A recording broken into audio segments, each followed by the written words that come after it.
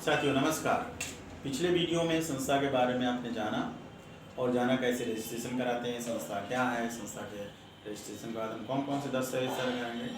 आज हम जानेंगे कि संस्था को फंड कितने प्रकार से मिलता है। तो आप लोगों को बता दें, वैसे आमतौर से अलग अलग समझ है सबकी, अलग अलग तरीके से लोग जानते हैं, लेकिन मुख्यतः जानेंगे आज कि संस्था को फंड कितने प्रकार से मिलता है। तो निश्चित रूप से किसी भी संस्था को मात्र दो प्रकार से फंड इकट्ठा होता है संस्था के पास। नंबर 1 होता है फंड रेजिंग और नंबर 2 होता है फंड जनरेट। ये दो ही माध्यम है संस्था में फंड लाने के। तो आज हम जानेंगे फंड रेजिंग क्या है और फंड जनरेटर क्या है। तो फंड रेजिंग का मतलब ये होता है कि हम किसी के द्वारा अपने संस्था में पैसे ले आते हैं, उसे हम फंड रेजिंग कहते हैं। उदाहरण के लिए जैसे हम सदस्यता शुल्क लेते हैं संस्था में अपने सदस्यों के, तो सदस्यता शुल्क आ जाती है, तो ये हमारा फंड जनरेट है। हम कहीं से डोनेशन ले लेते हैं तो ये हमारा फंड जनरेट है। हम कहीं से अनुदान ले लेते हैं, ये तो हमारा फंड जनरेट है। हम कहीं से प्रोजेक्ट के रूप में अनुदान ले लेते हैं, वो हमारा फंड जनरेट है, फंड रेजिंग है।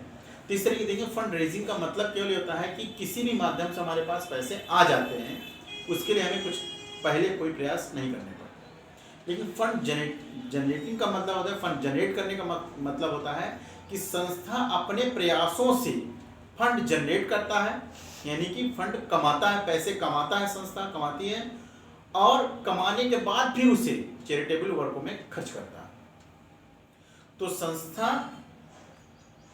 के द्वारा कमाए जाने वाले फंड को, कमाए जाने वाले धन को कमाकर जो फंड इकट्ठा करती है संस्था, उसको हम फंड जनरेट कहते हैं।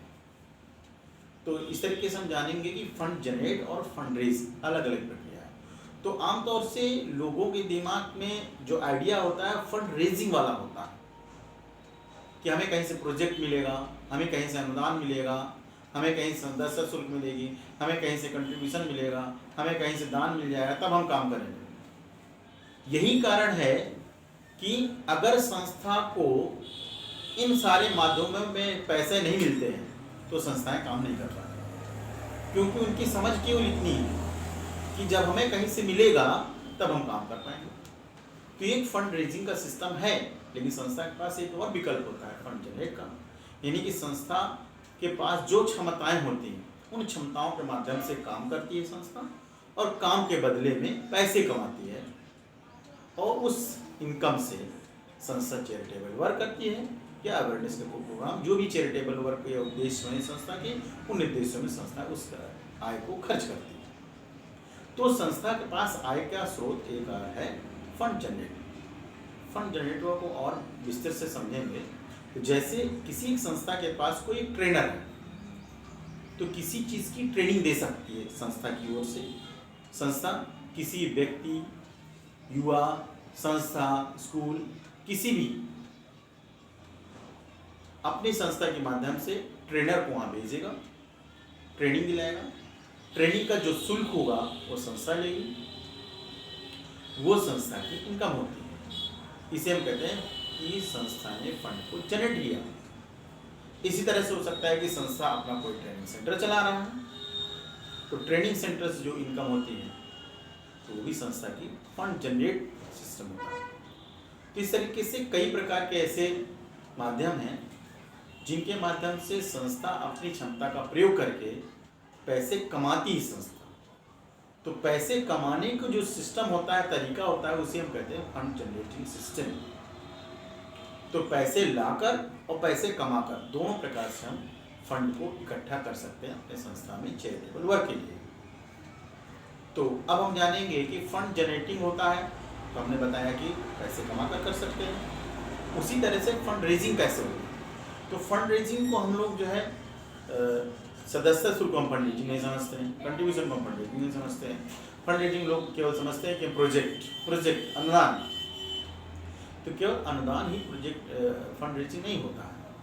अगर अनुदान की बात करें या प्रोजेक्ट की बात करें तो फिर हम देखेंगे कि फंड रेजिंग के माध्यम से प्रोजेक्ट कैसे हम लोग लाते हैं, कहाँ से मिलेगा, क्या कहते हैं।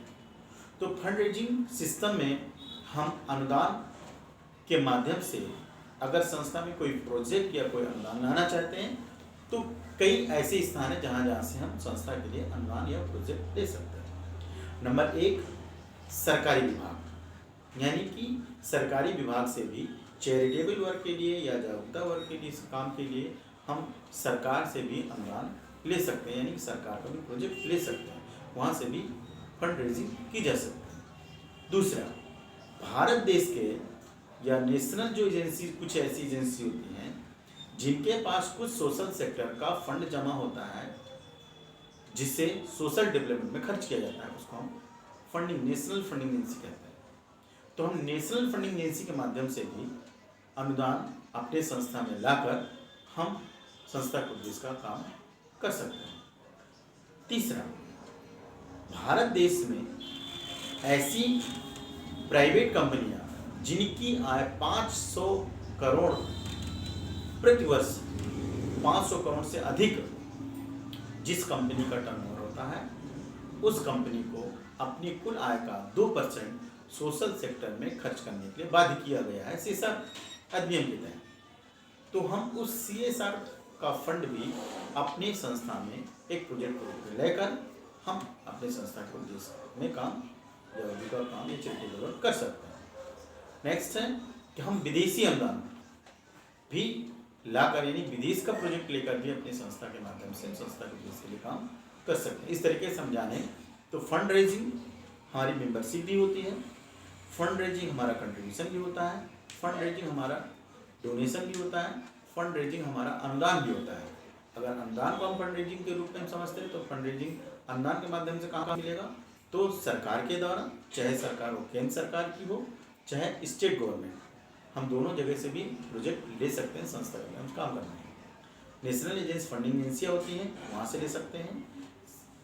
जो प्राइवेट कंपनियाँ होती हैं वो CSR का फंड होता है, वहाँ से ले सकते हैं, और विदेशी अनुदान भी ले सकते हैं। किंतु इन स्थानों से फंड लेने के लिए कुछ अर्हताएँ पूर्ण करनी पड़ती हैं, उनके बारे में समझें। यदि आप गवर्नमेंट का प्रोजेक्ट लेना चाहते हैं तो संस्था के पास कुछ लीगल डॉक्यूमेंट्स होना चाहिए, जैसे नंबर 1 संस्था का प्रमाण पत्र होना चाहिए, नंबर 2 संस्था का पैन कार्ड होना चाहिए, नंबर 3 संस्था का नीति आयोग में रजिस्ट्रेशन होना चाहिए, नंबर 4 3 वर्ष पुरानी संस्था हो जिसके साक्ष्य में हमें 3 साल का ऑडिट रिपोर्ट यानी आय व्यय का ब्यौरा और आयकर रिटर्न लगेगा, और 3 साल का एनुअल रिपोर्ट। एक सरकारी कार्यक्रम के लिए इतने दस्तावेज अनिवार्य हैं। लेकिन CSR का फंड लेना है तो इतने दस्तावेज होने के साथ साथ में आपके पास CSR1 का रजिस्ट्रेशन सर्टिफिकेट भी होना चाहिए, तभी आपको मान्यता मिलेगी कि आप CSR का फंड ले सकते हैं। उसी तरह से अगर इंडियन फंडिंग एजेंसी का फंड आप लेना चाहते हैं तो ये सारे दस्तावेज के साथ साथ में, जैसे संस्था का प्रमाण पत्र है, बायलॉज है, संस्था का पैन कार्ड है, नीति आयोग का रजिस्ट्रेशन है, पिछले 3 साल का ऑडिट रिपोर्ट है, पिछले 3 साल का ITR रिटर्न है, पिछले 3 साल का एनुअल रिपोर्ट, ये तो कॉमन डॉक्यूमेंट्स होते हैं, ये हर जगह लगेंगे। इंडियन फंडिंग एजेंसीज और भी मांगता है, जैसे संस्था का 12A रजिस्ट्रेशन सर्टिफिकेट, संस्था का 12 ATG रजिस्ट्रेशन सर्टिफिकेट, तो इंडियन फंडिंग एजेंसीज ये डॉक्यूमेंट्स भी मांगते हैं।